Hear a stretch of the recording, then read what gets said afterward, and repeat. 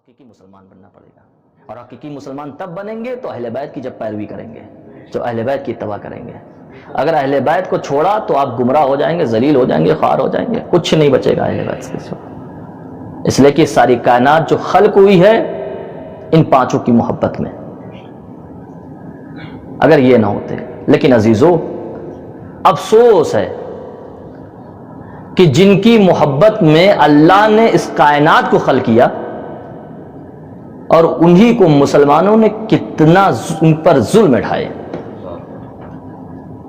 کتنی ان کو اذیتیں دی، رسول کو بھی اذیتیں دی۔ آج مخصوص ہے ہمارے ہاں جناب علی اکبر کو لوگ مصائب پڑھتے ہیں، علماء کرام نے جو مخصوص کیا ہے 6 محرم کی تاریخ کو۔ عزیزو، ایک شخص آیا مولا امام صادق علیہ السلام کی خدمت میں، اور آنے کے بعد کہتا ہے مولا یہ بتائیے ایک باپ کے لیے سب سے خوشی کا وقت کون سا ہوتا ہے، سب سے خوشی کا کون سا لمحہ ہوتا ہے؟ مولا نے کہا کہ سب سے خوشی کا لمحہ، سب سے اچھا لہجہ وہ ہوتا ہے، سب سے اچھی موقع وہ ہوتا ہے ایک باپ کے لیے کہ اس کا بیٹا جوان ہو جائے، اور جوان ہو کر باپ اپنے بیٹے کو جوان دیکھتا رہے، اس کے قد قامت کو دیکھے خوش ہوتا رہے گا۔ کہنے لگا مولا یہ بتائیے کہ ایک باپ کے لیے سب سے مصیبت کی گھڑی کون سی ہوتی ہے، سب سے قیامت کی گھڑی کون سی ہوتی ہے؟ مولا نے کہا کہ ایک باپ کے لیے سب سے قیامت کی گھڑی یہ ہوتی ہے کہ اس کا جوان بیٹا ہو اور اس کے سامنے دم توڑ دے۔ اللہ جزاکم ربکم خیر الجزا۔ کوئی امام حسین علیہ السلام سے پوچھے کیا مصائب ہیں علی اکبر کے، کیا تڑپ ہوتی ہے اس باپ سے کوئی پوچھے جس کا جوان بیٹا مر جاتا ہو۔ عزیزو، میں نے آج سے آج تک ممبر گواہ ہے کہ جناب علی اکبر کا پورا مصائب نہیں پڑھا ہے۔ یاد رکھیے گا عزیزو، ہمیشہ مجلس میں یہ سوچ کے اٹھا کریے، یہ سوچ کے رویا کریے کہ یہ آپ کی آخری مجلس ہے۔ یہ ایام جو ہیں، جو امام حسین علیہ السلام پہ ایام عزا جو چل رہے ہیں، یہ بہت جلدی گزر رہے ہیں۔ جتنا رو سکے رو لیں، پتہ نہیں کل کی مجلس ہم کو نصیب ہو یا نصیب نہ ہو۔ ایک بہت بڑے عالم دین، ذاکر اول نے پورا مصائب پڑھا ہے، اپنے سماعت فرمایا ہے، بہت بڑے عالم دین جن کا نام ہے سید مہدی، بہت پائے کے عالم دین۔ سید مہدی کا یہ عالم تھا کہ روضہ امام حسین علیہ السلام پر مجلس پڑھا کرتے تھے۔ یہ آپ کے رونے کے لیے میں عرض کر رہا ہوں کہ آپ کے جو آنسو ہیں، جو آپ رو رہے ہیں، ان کا کیا ثواب ہے، ان کا کیا اجر ہے، یہ آنسو کہاں جا رہے ہیں؟ سید مہدی اتنے پائے کے عالم دین کی ان کو مخصوص کیا گیا تھا امام حسین علیہ السلام کے روضہ مبارک پر مجلس پڑھنے کے لیے۔ ہر شب جمعہ سید مہدی مجلس پڑھا کرتے تھے۔ ایک شب جمعہ تھی اور مومنین آتے تھے، مجمع کافی ہوتا تھا، سید مہدی مجلس پڑھا رہے تھے۔ ایک شب جمعہ ایسی آئی کہ سید مہدی مجلس پڑھا رہے تھے، پڑھتے پڑھتے ایک مرتبہ امام حسین علیہ السلام کا جو مجاور تھا قبر کا، ایک مرتبہ آیا سید مہدی سے، کہتا ہے سید مہدی ممبر سے اتر جاؤ، سید مہدی مصائب کو ختم کر دو۔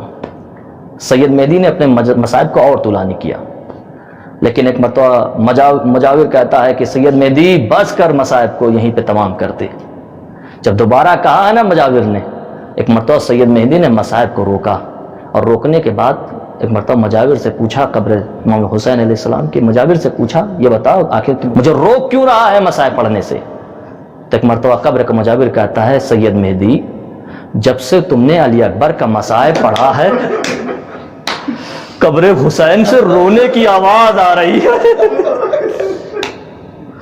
جزاک ربکم خیر الجزا۔ خدا آپ کو کوئی غم نہ دے۔ صادق آل محمد امام جعفر صادق علیہ السلام فرماتے ہیں اللہ ان آواز گریہ پر رحمت نازل کرے جو ہمارے جد کے غم میں آنسو بہاتی ہیں۔ اللہ اکبر۔ سید مہدی نے مصائب کو تمام کر کے ایک مرتبہ گھر پہنچے، واپس آئے حجرے میں۔ آنے کے بعد کہتے ہیں سوچ رہے ہیں کیا مجھ سے کوئی خطا ہو گئی، کیا مجھ سے کوئی غلطی ہو گئی، مجھ سے کون سی غلطی ہوگی، کیا میں نے کوئی روایت غلط پڑھ دی، کہ آخر کیا وجہ ہے امام حسین علیہ السلام کی قبر سے رونے کی آواز آ رہی ہے۔ ایک مرتبہ کیا دیکھا، سید مہدی کے خواب میں آقا حسین آئے، اور آنے کے بعد کہتے ہیں سید مہدی तुझसे कोई गलती नहीं हुई, तूने रवायत भी गलत नहीं पढ़ी। ए सैयद मेहदी तुझे तो मालूम है हर शबे जुमा मेरा बाबा नजफ से आता है, मेरी अम्मा जन्नतुल बकी से आती है, मेरी बहन शाम से आती है। ए सैयद मेहदी, अरे आज जब तुमने अली अकबर के मसाइब को पढ़ा है, मेरी बहन ज़ैनब अभी नजफ तक आई थी, जैसे ही अकबर के मसाइब को सुना मेरी बहन ज़ैनब को गश पे गश आ रहा है, ज़ैनब तड़प रही है, कभी बाबा अली उठाते हैं, कभी अम्मा दिलासा देती हैं। ए सैयद मेहदी, मेरी बहन ज़ैनब कभी अकबर के मसाइब को बर्दाश्त नहीं कर पाती। जज़ाक रब्बकुम खैरल जज़ा, खुदा आपको कोई गम न दे। सवाए मज़लूम करबला के अल्लाह अकबर। जो हाजतें हैं आप रोते हुए मांगिए, अल्लाह आपकी दुआओं को मुस्तजाब करेगा, अल्लाह आपकी गिरियों को कबूल करे। मोहम्मद वाले मोहम्मद आपको कभी किसी का मोहताज न करे।